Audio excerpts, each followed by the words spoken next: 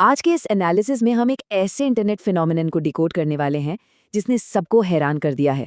हम बात कर रहे हैं कॉकरोच जनता पार्टी की। हाल ही में सामने आई कुछ बेहद दिलचस्प रिपोर्ट्स और आर्टिकल्स के बेसिस पर हम देखेंगे कि कैसे इंटरनेट का एक मामूली सा वायरल जोक रातों रात एक बहुत बड़े सोशियो पॉलिटिकल मूवमेंट में बदल गया। एक ऐसा मूवमेंट जिसने पूरी डिजिटल दुनिया में लिटरली तहलका मचा रखा है। तो चलिए सीधा इस मुद्दे की गहराई में चलते हैं।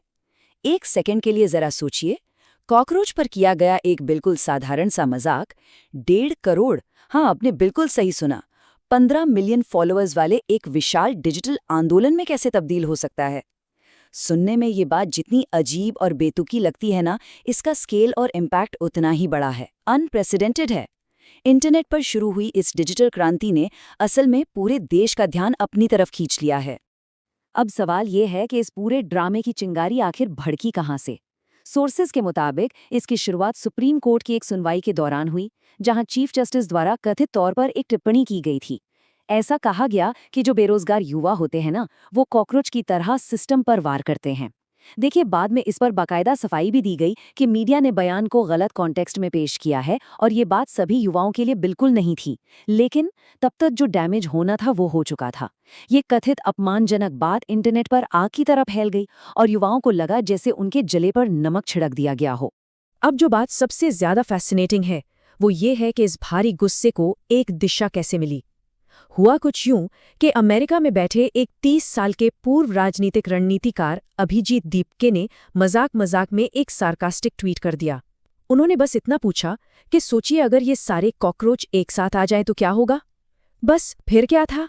युवाओं का गुस्सा इस एक आइडिया से ऐसा जुड़ा कि आनन फानन में कॉकरोच जनता पार्टी यानी CJP नाम की एक पूरी की पूरी वेबसाइट ही लॉन्च कर दी गई। और ये आंकड़े बहुत ही शानदार तरीके से इलस्ट्रेट करते हैं कि आगे क्या हुआ। 15 मिलियन यानी 1.5 करोड़ फॉलोअर्स महज कुछ ही दिनों के अंदर। कॉकरोच जनता पार्टी के इंस्टाग्राम पेज ने इंटरनेट के सारे रिकॉर्ड तोड़ दिए। इस नंबर ने तो देश की बड़ी बड़ी और दशकों पुरानी नेशनल पॉलिटिकल पार्टीज के फॉलोअर्स को भी बहुत पीछे छोड़ दिया। इतनी तेजी से इतने सारे लोगों का एक साथ आना, ये साफ साफ बताता है कि ये सिर्फ एक इंटरनेट मीम नहीं था, बल्कि कुछ बहुत बड़ा था। तो आखिर इस मजाक को इतना फ्यूल मिला कहाँ से?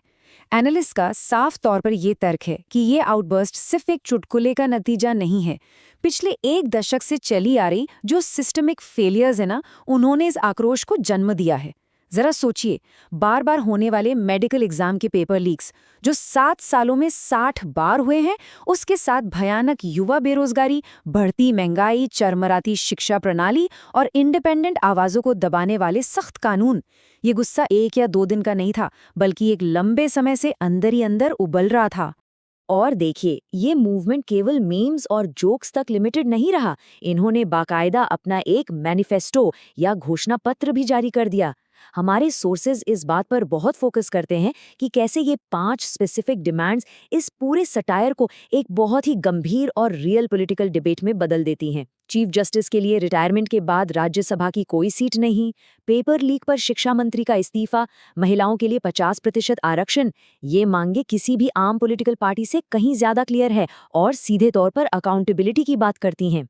कॉकरोच जनता पार्टी की वेबसाइट पर लिखा ये कोट इस पूरे मूवमेंट के कोर ऑब्जेक्टिव को बिल्कुल क्लियर कर देता है। अगर आप एनालिसिस को गहराई से देखें तो इस पूरे मजाक और व्यंग्य के लेयर के नीचे जो सबसे मुख्य बात है वो है सरकार से लगातार बिना थके जवाबदेही की मांग करना। वो एकदम सीधे तौर पर पूछ रहे हैं कि भाई, जनता का पैसा आखिर गया कहाँ। एक डेमोक्रेसी में सवाल पूछना सबसे जरूरी चीज होती है और ये डिजिटल पार्टी एब्सोल्युटली यही काम कर रही है। अब हम कमेंटेटर्स के एक बहुत ही इंपॉर्टेंट और न्यूट्रल ऑब्जर्वेशन पर आते हैं। उनका मानना है कि कॉकरोच जनता पार्टी असल में पूरे के पूरे पॉलिटिकल सिस्टम को आईना दिखा रही है। ये सिर्फ सत्ताधारी पार्टी के एरोगेंस की आलोचना नहीं है, बल्कि ये अपोजिशन के इनएक्शन पर भी उतना ही बड़ा प्रहार है। सोर्सेस का तर्क है कि जहां एक तरफ सत्ता पक्ष युवाओं के मुद्दों को इग्नोर कर रहा है, वहीं विपक्षी पार्टियां भी इस भारी गुस्से को समझने और उसे सही दिशा देने में पूरी तरह से फेल रही हैं। मतलब सिस्टम के दोनों ही साइड्स पर सवाल खड़े किए जा रहे हैं। और जाहिर सी बात है, जब सिस्टम से इतने चुभने वाले सवाल पूछे जाते हैं तो रिएक्शन भी उसी लेवल का आता है। रिपोर्ट्स में एक बहुत ही तगड़े क्रैकडाउन का जिक्र है। ट्विटर हैंडल्स का तुरंत सस्पेंशन, विशाल इंस्टाग्राम अकाउंट्स को उड़ाने की कोऑर्डिनेटेड कोशिशें, आईटी सेल के कैंपेन्स जो इसे पॉलिटिकल प्रोपेगेंडा बता रहे हैं, और तो और नेशनल सिक्योरिटी के नाम पर लीगल धमकियां। कमेंटेटर्स का दावा है कि पूरा का पूरा पॉलिटिकल क्लास इस डिजिटल विरोध से बुरी तरह घबराया हुआ है और इसे हर हाल में कुचलने की कोशिश कर रहा है, बिल्कुल वैसे ही जैसे सचमुच के कॉकरोचों को कुचला जाता है।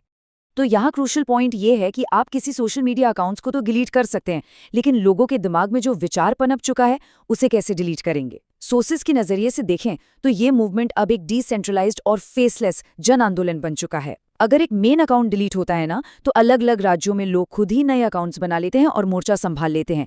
इस वैचारिक आंधी को कंट्रोल करना अब लिटरली नामुमकिन सा हो गया है। इस पूरे फिनोमिनन को एक बहुत ही पावरफुल नाम दिया गया है, डिजिटल सत्याग्रह। देखिए, इंटरनेट के एक सिंपल से ट्रेंड को यहाँ पॉलिटिकल साइंस के एक बहुत ही ऑर्गेनाइज्ड और सीरियस कॉन्सेप्ट का रूप दे दिया गया है। मास लेवल पर कमेंटिंग करना, मिनिस्टर्स के रिपोर्ट कार्ड शेयर करना या ऑनलाइन प्रोटेस्ट करना, इन सब के जरिए ये युवा बिना किसी तरह के फिजिकल हिंसा के पॉलिटिकल अकाउंटेबिलिटी तय करने का एक बिल्कुल नया और मॉडर्न तरीका अपना रहे हैं। अब जरा इस कंट्रास्ट को समझिए। शांतिपूर्ण डिजिटल असंतोष और हिंसक सड़क विरोध के बीच का ये जो अंतर है, ये एक बहुत ही सीरियस मुद्दे को हाईलाइट करता है। एनालिस्ट्स ने पॉलिटिकल एलीट को एक बहुत ही क्लियर वार्निंग दी है। हमने हाल ही में देखा है कि कैसे बांग्लादेश और नेपाल जैसे पड़ोसी देशों में युवाओं के असंतोष ने हिंसक सड़क प्रदर्शनों का रूप ले लिया और सरकारें थक पलट गईं। इसके कंपैरिजन में कॉकरोच जनता पार्टी एक पीसफुल डिजिटल वेंटिंग है, जहां युवा सड़कों पर उतरे बिना अपनी भड़ास और अपना फ्रस्ट्रेशन एक्सप्रेस कर रहे हैं। और इसी के साथ हम आज के इस डीप डाइव के एंड पर पहुंचते हैं, जो एक बहुत ही बड़ा और विचारोत्तेजक सवाल खड़ा करता है। क्या पॉलिटिकल सिस्टम इस शांतिपूर्ण डिजिटल असंतोष को पनपने देगा और इन युवाओं की आवाज सुनेगा, या फिर इसे जबरदस्ती कुचलने का नतीजा सड़कों पर एक बहुत ही एक्सप्लोसिव और डरावनी रियलिटी के रूप में सामने आएगा? सोर्स मटेरियल हमें इसी नाजुक मोड़ पर सोचने के लिए छोड़ देता है। एक डेमोक्रेटिक सोसाइटी में युवाओं की असहमति का फ्यूचर क्या होगा, ये ऐसा सवाल है जिस पर हम सबको गंभीरता से विचार करने की जरूरत है।